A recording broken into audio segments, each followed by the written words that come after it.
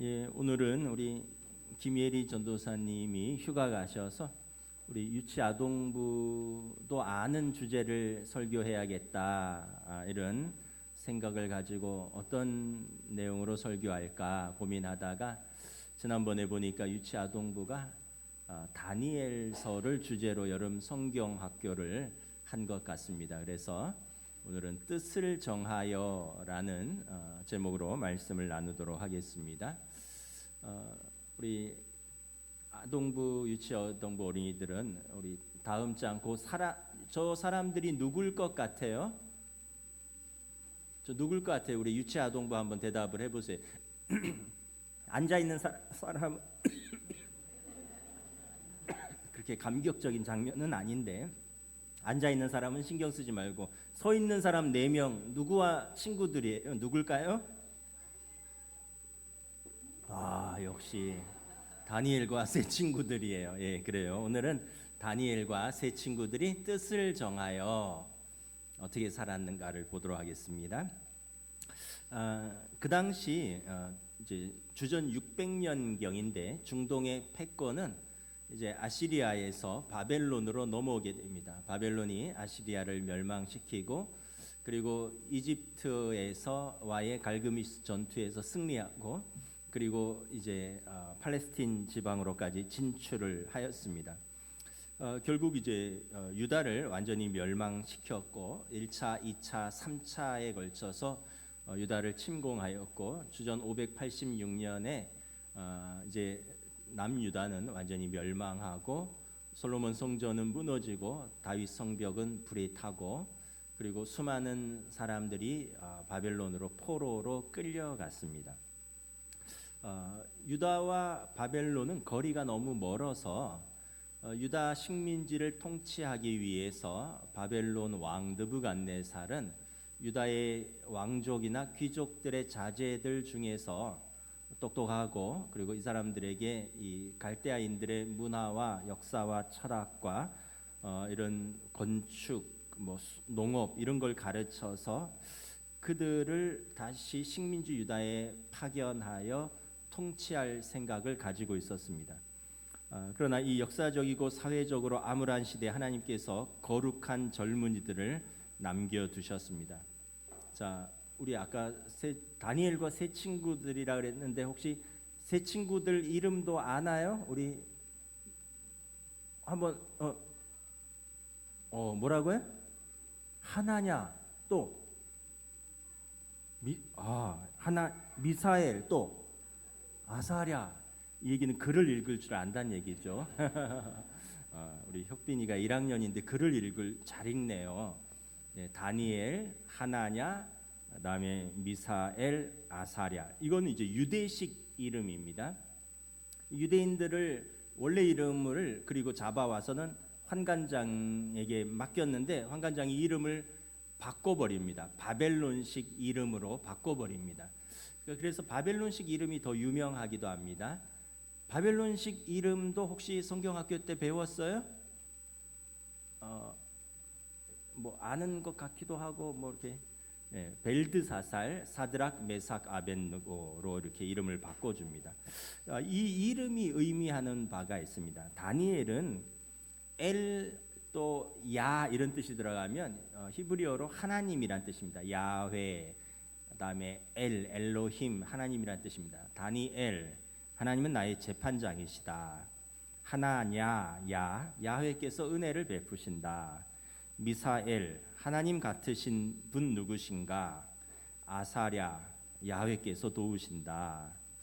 그런데 이 젊은이들을 데려와서는 창시계명을 합니다. 창시계명이란 게 뭐죠?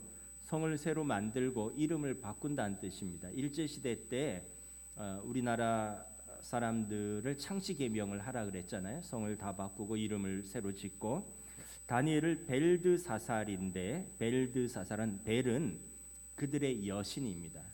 여신이여 왕을 보호하소서. 다니엘 뜻이 벨드사살이고요. 하나냐는 사드락으로 바꿨습니다. 나는 하나님을 무서워한다, 싫어한다라는 뜻입니다. 미사엘은 메삭으로 바꿨습니다. 나는 하나님 앞에서 무시되고 수치를 입고 낮아졌다. 하나님을 그래서 떠난다라는 뜻입니다. 그다음에 아사랴는 아벳느고로 이름을 바꿨습니다. 느고는 바벨론의 신이입니다. 나는 바벨론 신 느고의 종이다, 이런 뜻입니다. 이름을 바꾼다는 얘기는 뭐냐면 이름을 바꾼 사람이 그 사람의 주권자라는 뜻입니다. 일제가 우리를 창시 개명한 것은 이제 일본이 우리의 주권자라는 것을 보여주는 것이고요. 바벨론에서 유다의 포로들의 이름을 바꾼 것은 바벨론 왕이 그들의 주권자라는 뜻입니다. 여러분 성경에 보면 이름을 바꿔주시죠. 하나님께서 아브람을 아브라함, 큰 아버지에서 열국의 아버지로, 사레, 나의 왕비, 뭐 이런 뜻인데, 사라, 열국의 어머니로, 그리고 야곱, 발 뒤꿈치 잡는 사람에서 이스라엘, 하나님과 씨름한 사람, 이렇게 이름을 바꿔주신 것은 하나님께서 그에게 주권을 미치신다라는 뜻입니다. 오늘 이 다니엘과 이 세 청년은 이제 그들의 주권자가 바뀌게 되었습니다. 여러분의 주권자는 누구이신가? 우리의 삶의 주관자가 누구이신가 한번 스스로 물어보시기 바랍니다.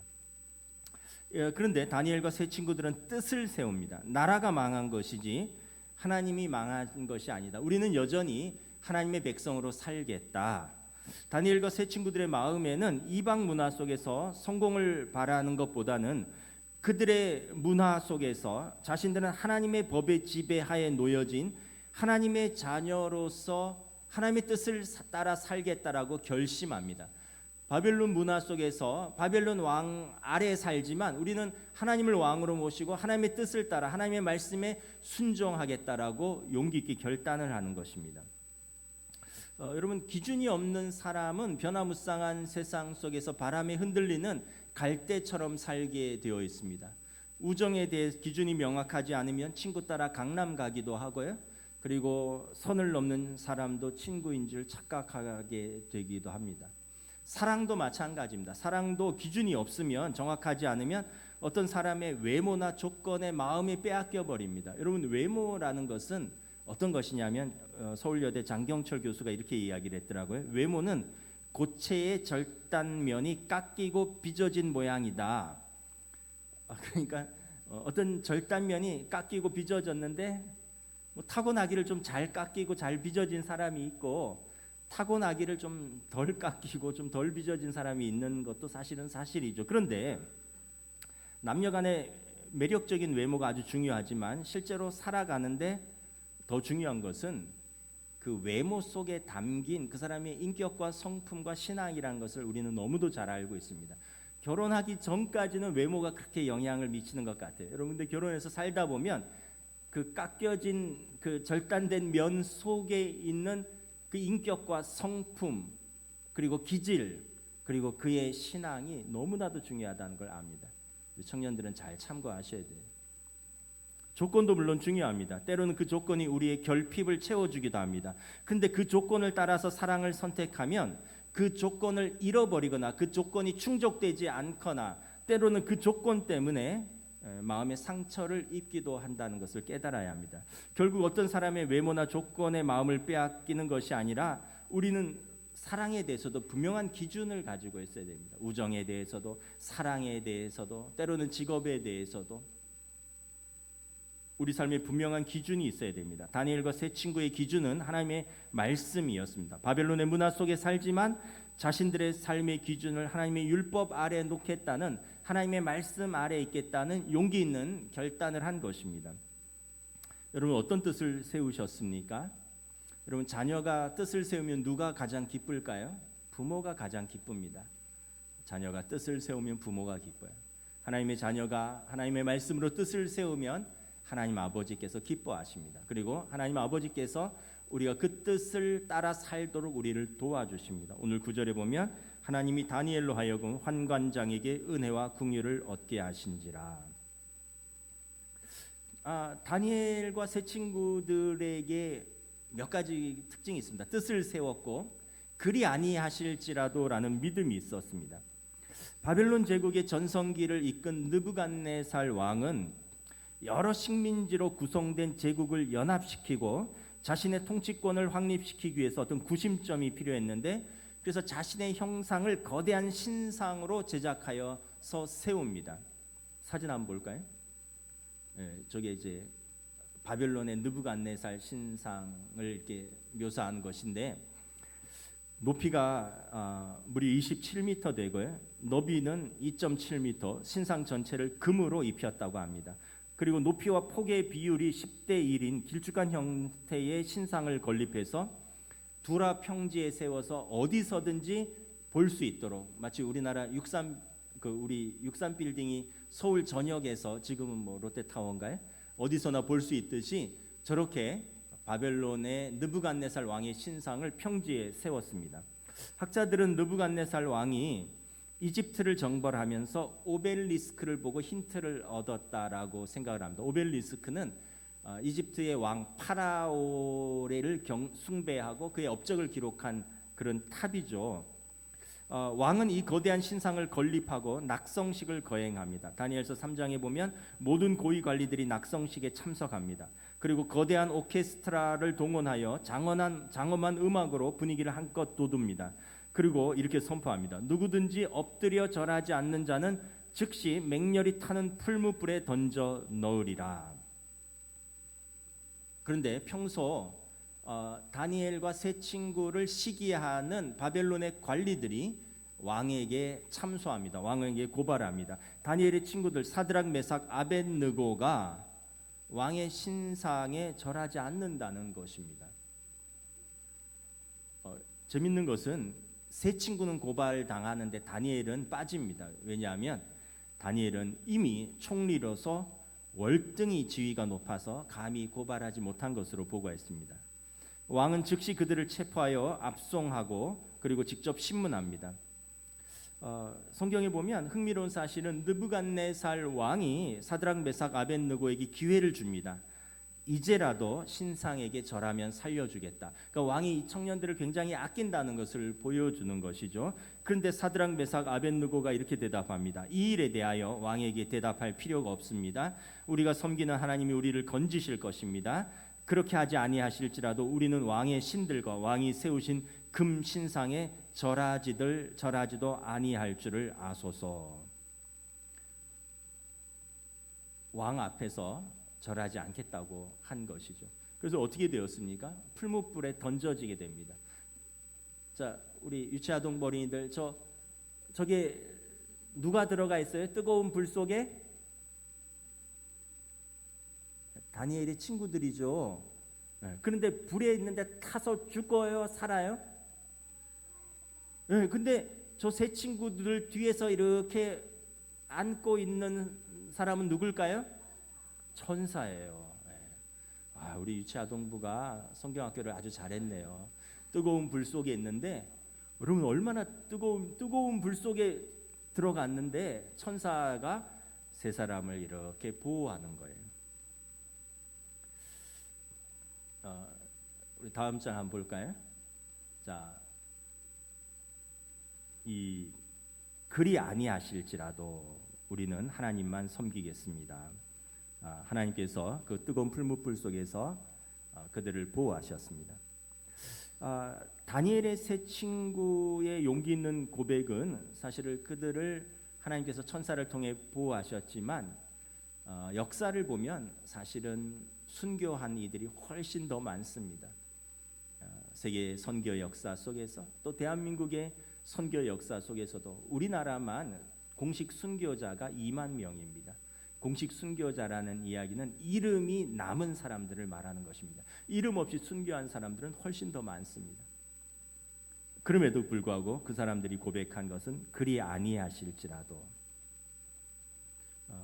여러분, 오늘 우리에게 하나님 이거 해주시면 뭐 하겠습니다. 이거 하시면 나도 이거 하겠습니다. 우리가 이렇게는 기도 많이 하는데, 하나님 그리 아니하실지라도 나는 하나님을 변함없이 신뢰하고 섬기겠습니다. 우리에게 이런 믿음이 있는가?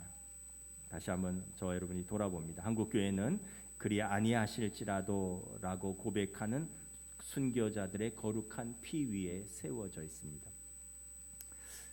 이제 다니엘에게 또 한 번 위기가 닥칩니다. 조서의 왕의 도장이 찍힌 것을 알고도 다니엘서 6장에 보면 세월이 흘러서 견고한 바벨론 제국도 메대와 바사의 연합군에 의해서 멸망당합니다. 후에 메대는 또 바사에 의해서 통합됩니다. 그러니까 아시리아, 바벨론, 메대, 바사 이렇게 흘러가는데 이 메대 바사로서 바벨론을 무너뜨린 나라가 지금 페르시아, 그러니까 이란입니다. 지금의 이란. 이 나라가 이제 성경의 바사입니다. 바벨론을 무너뜨린 메대의 다리오 왕의 첫 번째 목표는 새로이 정복된 바벨론 왕국을 재정비하는 것입니다. 방백 120명을 세워서 바벨론 전국을 통치하게 하였고 그 중에 총리 3명을 세워서 40방백씩 나누어서 통치를 하도록 했습니다. 그리고 다니엘을 이 세 총리 중에서 가장 으뜸으로 세웠습니다. 그러니까 다니엘은 새로 이제 통합된 메대의 나라에서 120방백과 3명의 총리 중에서 가장 으뜸되는 수석 총리가 된 것입니다. 결국 다니엘을 시기한 사람들이 있었습니다. 포로 출신인데, 아니 유대인인데, 결국 다른 두 총리와 방백들이 다니엘을 함정에 몰아넣을 계획을 세웠습니다. 왕을 충동질합니다. 30일의 기간을 정하고 왕 외에 누구에게든지 절하거나 기도하면 사자굴에 던져 놓도록 하는 그런 법을 만들고 이것을 조서로 전국에 공포하고 거기에 왕의 도장을 찍습니다. 근데 성경에 보면 뭐라고 되어 있느냐? 다니엘은 변함없는 믿음과 사랑으로 기도합니다. 우리 한번 읽어볼까요? 다니엘서 6장 10절입니다. 시작. 다니엘이 이 조서에 왕의 도장이 찍힌 것을 알고도 자기 집에 돌아가서는 예루살렘으로 창문들을 열고 전에 하던 대로 하루 3번씩 무릎을 꿇고 기도하며 그의 하나님께 감사하였더라.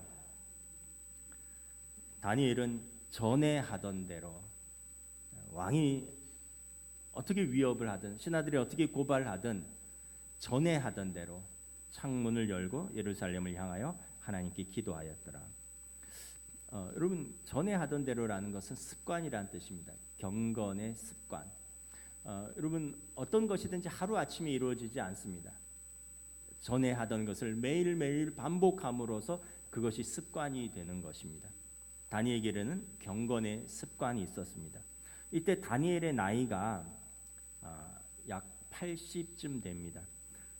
주전 605년 16세쯤에 포로로 잡혀왔고요. 16세쯤에 바벨론의 장학생으로 발탁이 되었습니다. 그리고 3년 후에 관리로 등용되면서 느부갓네살 치하에서 39년간을 총리로 있었습니다. 그리고 그의 아들 벨사살 왕인 때도 총리로 있었고요.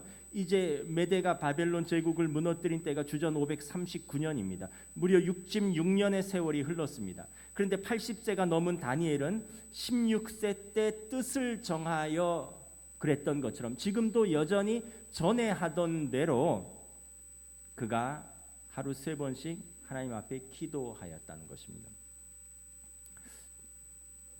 여러분, 66년을 한결같이 믿음을 지키고 경건의 습관을 지킨다는 거 얼마나 귀한 것입니다. 우린 살다 보면 힘들어서 못하기도 하고 지쳐서 못하기도 하고 시험 들고 낙심돼서 그만두기도 하고, 그런데 어떤 게 실력인가 생각을 해보면 하다가 낙심될 때도 있고 지칠 때도 있고 시험 들 때도 있고 그래서 그만하고 싶을 때도 있고, 근데 그런 순간들을 이겨내면서 매일 했더니 어느 순간 성장해 있는 자신을 바라봅니다. 그때 그만뒀다면 지금의 그 성장한 모습이 없었을 것입니다. 다니엘에게는 80세가 넘었지만 여전히 메대의 다리오 왕 때 총리로 등용이 됩니다. 그에게는 지혜와 총기가 넘쳤고 그래서 총리직을 수행하는데 나이가 문제되지 않았습니다. 하나님께서 그에게 기도하는 그에게 은혜와 긍휼, 지혜를 풍성하게 부어 주셨기 때문에 그렇습니다. 경건의 습관이 주는 유익이 있습니다. 경건의 습관은 내 자신을 지켜줍니다. 어떤 상황에 처했을 때 경건의 연습이 되어 있지 않는 사람은 어떻게 하느냐? 자기 속에 쌓은 것대로 반응을 합니다.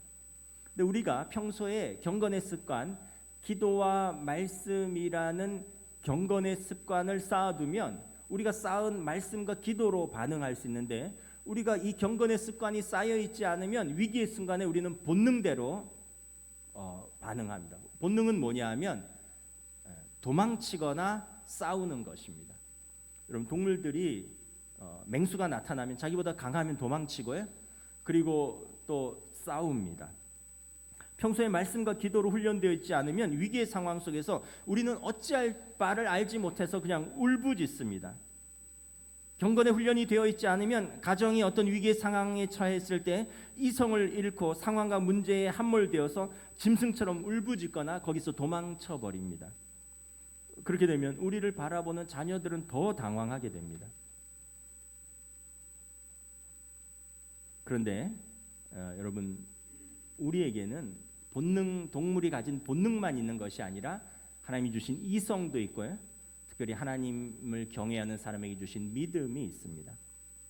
우리는 어려운 상황에 맞닥뜨리면 잠시 주춤할 수도 있고 잠시 무너질 수도 있지만, 우리에게 쌓여진 경건의 습관은 우리로 하여금 다시 기도의 자리로 말씀의 기준을 붙들고 하나님 앞에 나아가게 하는 것입니다. 평소에 쌓은 훈련이, 그 매뉴얼이 작동하는 것입니다. 여러분, 군대나 정부 조직이나 어떤 규모 있는 회사에는 매뉴얼이 다 있어요. 지진이 났을 때, 화재가 났을 때, 어떤 상황이 되면 매뉴얼대로 움직이는 훈련을 1년에 한두 번씩 합니다. 최근에도 민방위 훈련했잖아요. 어쨌든 매뉴얼대로 훈련을 해야지 그 비슷한 상황에 처했을 때 그 위기를 대처할 수 있는 것입니다. 여러분, 우리의 인생에서, 우리의 가정에서 하나님의 말씀과 기도로 전에 하던 대로 이 훈련이 되어 있으면 어떤 문제가 있든지 우리는 그때 하나님의 말씀의 기준으로 이것을 이겨나갈 수 있는 것입니다.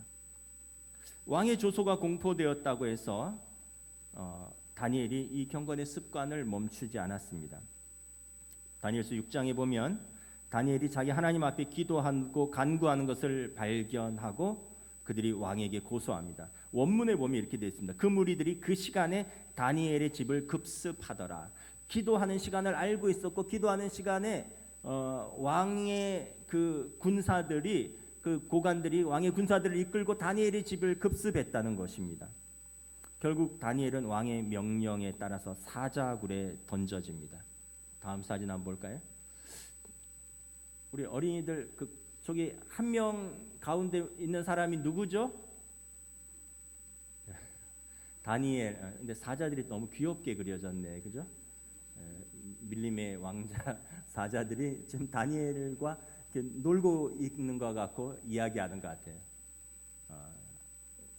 성경에 보면 하나님이 사자굴에 있는 사자들의 입을 막아버리셨다라고 말합니다. 왕이 다니엘을 아끼지만 왕의 조서를 무시할 수 없어서 묻습니다. 다음 날 사자굴에 가서 다니엘을 부릅니다. 다니엘아, 다니엘아, 내가 너의 하나님이 너를 살려주셨느냐? 다니엘이 이렇게 대답합니다.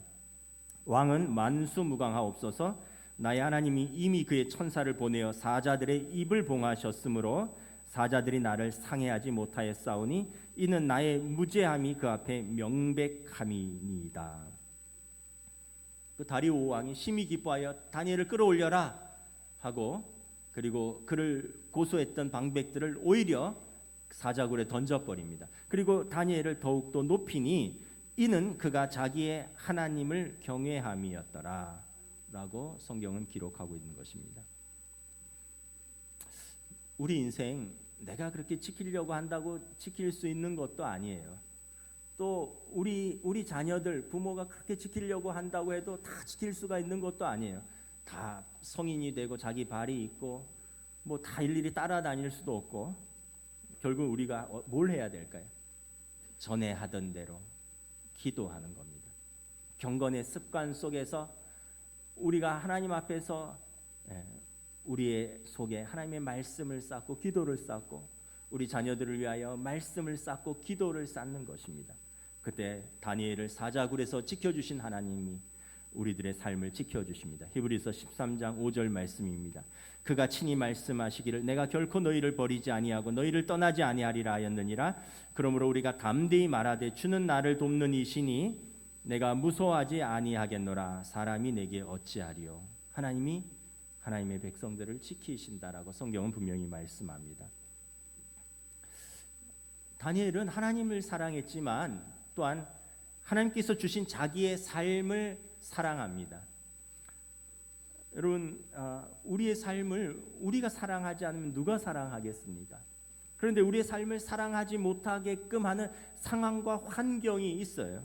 그런데 성경에 보면 참 믿음의 사람들은 이 상황과 환경을 이기는 능력이 있습니다. 다윗도 그렇고 요셉도 그렇고 다니엘도 그렇고 상황과 환경을 넘어섭니다.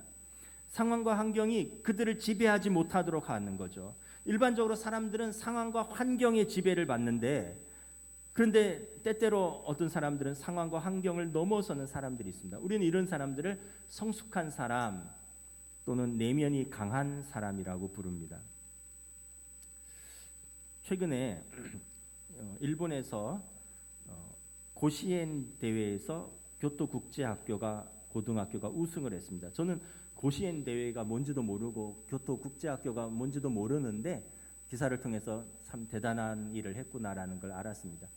교토국제학교는 1946년 교토에 거주하던 제1교포들이 교포 자녀들을 위해 세운 학교로서 현재 중고등학교 9학년 전체가 160여 명밖에 되지 않는 미니 학교입니다. 근데 이 작은 학교에 25년 전에 야구부가 창설되었고, 이번에 교토국제학교가 한국계 학교인데 전 일본 고교생 야구 선수권 대회에서 우승을 했다는 거죠. 우리로 말하면 봉황기 대회 이런 거 대회에서 우승을 했는데, 참고로 일본은 야구를 엄청 많이 하잖아요. 고등학교가 4,700여 고등학교가 야구부가 있는데, 이 중에 고시엔 대회 전국 대회 나가려면 47개 학교만 이렇게 그 중에서 뽑혀서 토너먼트로 바로 지면 바로 탈락되는 낙아웃 방식으로 진행이 되는데, 이 교토국제학교가 한 번도 지지 않고 우승을 했다는 거예요. 그리고 고시엔 대회를 우승하면 이 학교의 교가가 울려 퍼지는데, 다 읽으셔서 알겠지만 동해 바다 건너서 야마도 땅, 야마도 땅은 옛 일본의 옛 이름이라고 합니다. 야마도 땅은 거룩한 우리 조상 옛적 꿈자리라는 가사가 한국어로 일본 전역에 생중계되고 울려 퍼진다라고 합니다. 동해 바다 건너서 우리 조상들이 꿈꾸던 옛적 그 꿈자리 땅. 기사를 보니까 운동장이 학교가 작아서 정식 야구장의 절반밖에 되지 않대요. 홈에서 외야까지 거리가 60m밖에 되지 않고, 훈련하다가 공이 터지면 청테이프로 감아서 훈련한다고 합니다. 그래서 이 학교 야구부는 무명이고 중학교를 졸업한 우수한 야구 선수들이 별로 가려고 하지 않는 고등학교인데, 이 고등학교가 164명인데 60명이 야구 선수래요. 학교생의 3분의 1이 야구를 사랑하고 야구를 좋아하고, 이 적은 운동장에서 수비와 주루 같은 기본기를 충분히 훈련한다고 합니다. 이번에 우승 인터뷰를 보니까 감독이 이렇게 했더라고요. 우리는 강타자들이 즐비한 팀이 아니다. 그러나 매일같이 수비하고 견디면서 승부를 포기하지 않는 끈기 있는 것을 훈련하는 팀이다. 참 중요한 말이죠. 우리는 강타자들이 즐비한 팀이 아니지만 견실히 수비하고 매일같이 기본기를 다지는, 그러면서 승부를 포기하지 않는 끈기 있는 팀이다. 그리고 이 학교가 이번에 우승을 한 것입니다. 상황과 환경이 모든 것이 아니라는 것을 우리에게 잘 보여줍니다. 상황과 환경을 넘어서는 사랑, 열정, 기본기가 여러분 상황과 환경 문제를 넘어선다는 것을 보여줍니다. 다니엘과 세 친구의 특징은 무엇입니까? 나라가 망했습니다. 포로로 이역말리 땅으로 포로로 끌려왔습니다. 계속 바뀌는 국제 정세 속에서 유대에서 국적이 바벨론으로, 다시 메대에서 또 바사로, 다니엘이 사는 80여 년 동안 4번의 국적이 바뀌었고, 그런데 다니엘과 세 친구는 계속해서 상황과 환경을 넘어서며 자신에게 주어진 삶에 충실합니다. 그리고 계속해서 중용받는 것을 볼 수 있습니다. 이유는 모든 일을 죽게 하듯이 하는 삶입니다. 모든 일을 죽게 하듯이. 다니엘서 6장에 보면 이제 메대의 다리오 왕은 느부갓네살 왕 밑에서만 39년간 총리로 있었던 다니엘의 경험을 높이 사서 다니엘로 하여금 3명의 총리 위에서 세워서 전국을 다스리게 하는 계획을 세웁니다. 그리고 제국이 바뀌고 왕들이 다니엘을 계속 높이자 2명의 다른 총리와 120명의 방백들이 유대인 출신 다니엘을 시기하고 분개하는데, 그러나 다니엘을 고발할 어떤 근거도 찾고자 하되 찾지 못합니다. 다니엘서 6장 4절 우리 함께 봉독하겠습니다. 시작. 이에 총리들과 고관들이 국사에 대하여 다니엘을 고발할 근거를 찾고자 하였으나 이는 그가 아무 허물도 없었음이더라.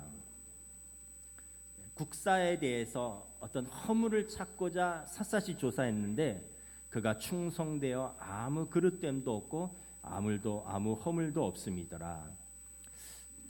이 한 구절이 다니엘이 어떤 사람인지 보여줍니다.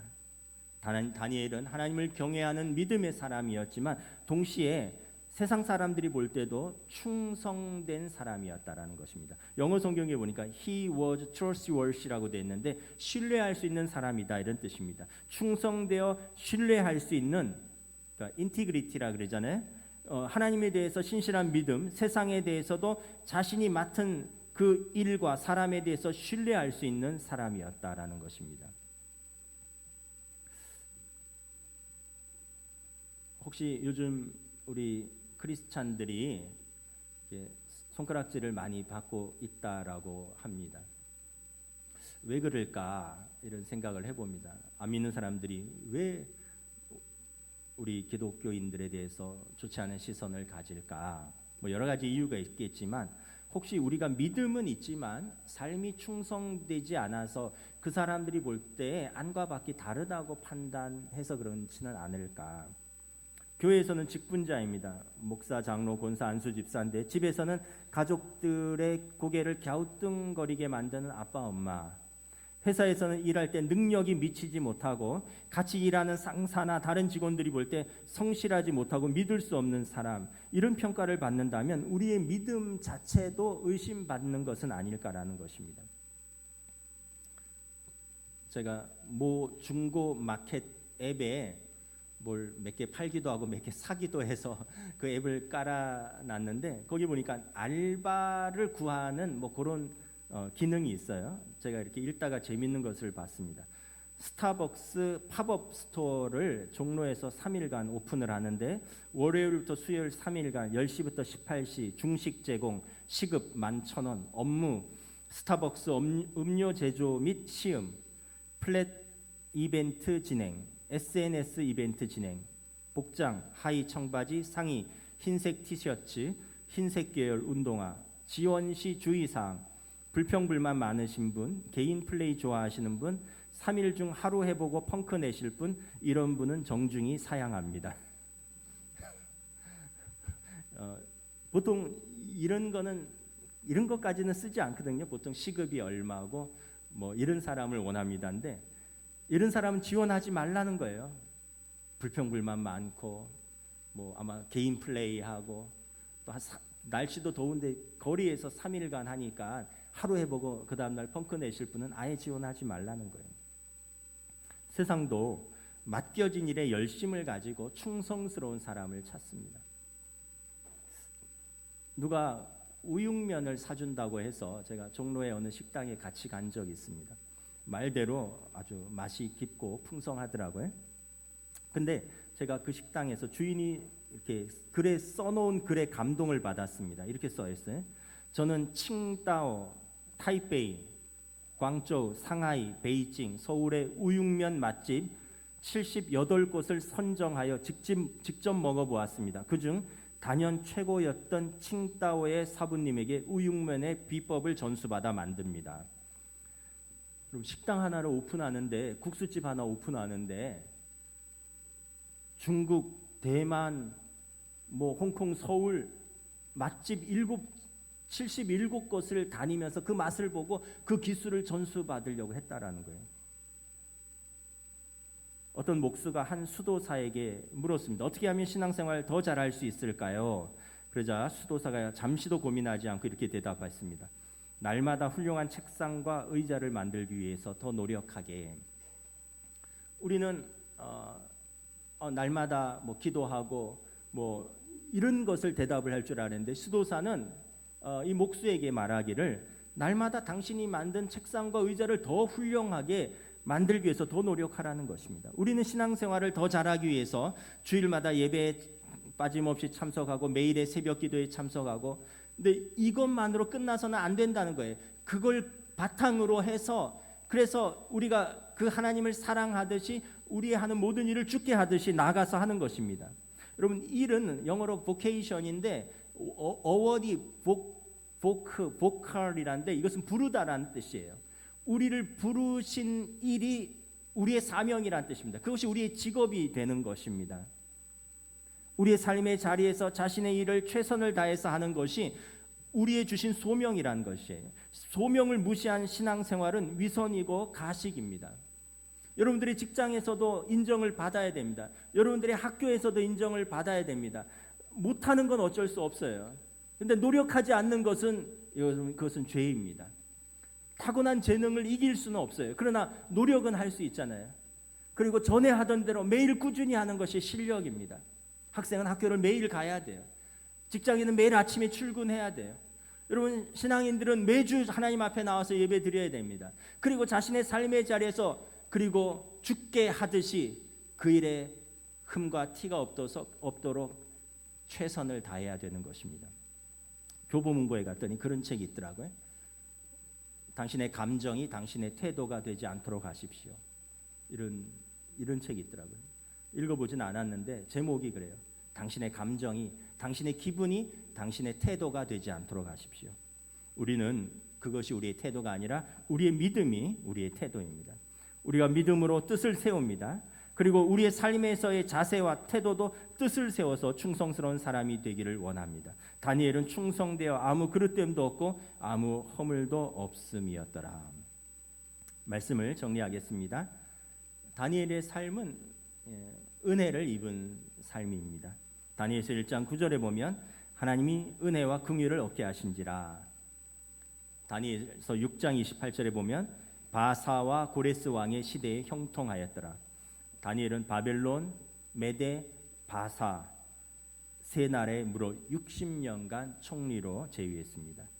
다니엘서 12장 13절에 이렇게 마치고 있습니다. 우리 함께 읽습니다. 시작. 너는 가서 마지막을 기다리라. 이는 내가 평안히 쉬다가 끝날에는 내 몫을 누릴 것임이라. 여러분, 이거보다 큰 은혜가 어디 있습니다. 평생 하나님 앞에서 사람 앞에서 충성되이 살고 마지막을 기다리라. 내가 평안히 쉬다가 끝날에 내 몫을 누리리라. 마지막으로 우리 다니엘의 무덤을 한번 보겠습니다. 이란입니다. 그 당시 수산궁 수도 바사 제국의 수도 수산궁에 있는 다니엘의 무덤인데, 밑에가 왕궁은 지금 이제 흔적만 남아 있고 유적 발굴한 것이고 위에 뾰족하게 서 있는 것이 다니엘의 무덤입니다. 지금도 다니엘의 무덤은 기억되고 있는 것입니다. 여러분, 이란 이슬람 제국이잖아요. 그곳에 총리를 지냈던 초대 총리를 지냈던 다니엘의 무덤은 지금도 이렇게 기억되고 있는 것을 볼 수 있습니다. 무엇보다 하나님 앞에 기억되는 삶인 것입니다. 저와 여러분들이 우리의 삶의 자리에서 하나님 경외하고 하나님 주시는 은혜와 능력으로 우리에게 주신 삶을 사랑하고 충성스럽게 믿음으로 살아가는 저와 여러분 되시기를 우리 주님의 이름으로 축복합니다. 찬양하시겠습니다.